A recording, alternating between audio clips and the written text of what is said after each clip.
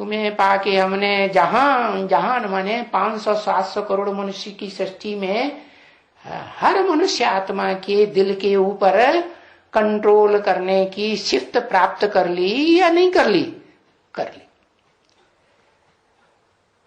और फिर आगे बोला, जमीन तो जमीन आसमां पा लिया है।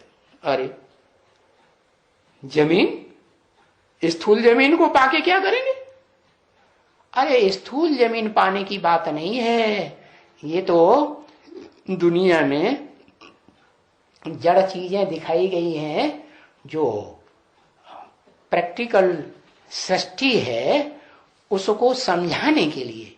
क्या कि पृथ्वी भी है, सागर भी है, नदियां भी हैं, पहाड़ भी हैं, झीलें भी हैं, सरोवर भी हैं, छोटे बड़े पोखरे भी हैं, और सितारे भी हैं, उनमें नक्षत्र भी हैं, टिमटिमाने वाले, अपने प्रकाश से टिमटिमाने वाले नक्षत्र हैं ना। हाँ, और वो ऐसे सितारे भी हैं जो स्थिर रहते हैं, अपनी रोशनी से नहीं, अपनी रोशनी से नहीं टिमटिमा वो प्रकाश देते हैं। जैसे चंद्रमा टिमटिमाता है, ऐसे ऐसे टिमटिमाता है नहीं, ऐसे सितारे हैं। और सूर्य भी है, तो सूर्य भी है, और पृथ्वी के सबसे नजदीक चंद्रमा भी है। तो देखो, पृथ्वी माता हुई ना, पृथ्वी माता है और चंद्रमा उसका बच्चा है। क्या? हाँ, तो ये वो जो चंद्रमा बच्चा है, वो बच्चा कभी माता की गोद में भी तो रहता है। हाँ, तो माता की गोद में वो माता अनुभव करती है उस बच्चे को। कैसे अनुभव करती है? पेट में अनुभव नहीं करती। अरे पेट में भी तो अनुभव करती होगी। आत्मा प्रवेश करती है, जब निर्जीव पिंड तैयार हो जाता है, शरीर में तैयार होता है ना, पेट में, गर्भ में, तो उसमें सोल प्रवेश करती है। तो माता को अनुभव होता है, चुर कुछ गुड़गुड़ कुछ न कुछ होती है। हाँ, तो माता अनुभव करती है। तो ऐसे ही इस सृष्टि रूपी रंगमंच की जो बेहद की माता है, क्या जगत पिता है, तो जगत माता भी होगी कि नहीं? नहीं होगी। हाँ, वो जगत माता ये अनुभव करती है क्या कि जमीन की तो बात छोड़ दो, ये धरणी रूपी माता की तो बात छोड़ दो। कौन? जिसको दिखाया जाता है कामधेनु गाय के रूप में। क्या? कामधेनु माने सभी कामनाओं की पूर्ति करने वाली गाय, सीधी साधी, इस नरक की दुनिया का सारा दुख अपने सर के ऊपर ले लेती है, खुद अनुभव करती है और बच्चों को सुख देने के प्रयास में रहती है। ऐसी माता। शास्त्रों में भी लिखा हुआ है, भगवान किसके लिए आते हैं? माता के लिए खास आते हैं। माताओं को बहुत दुख मिलता है। क्या? जब भगवान आने का टाइम होता है तो इस सृष्टि रूपी रंगमंच पर माता चोलाधारी या माताएं जो हैं, स्त्री चोला, बहुत दुखी हो जाता है।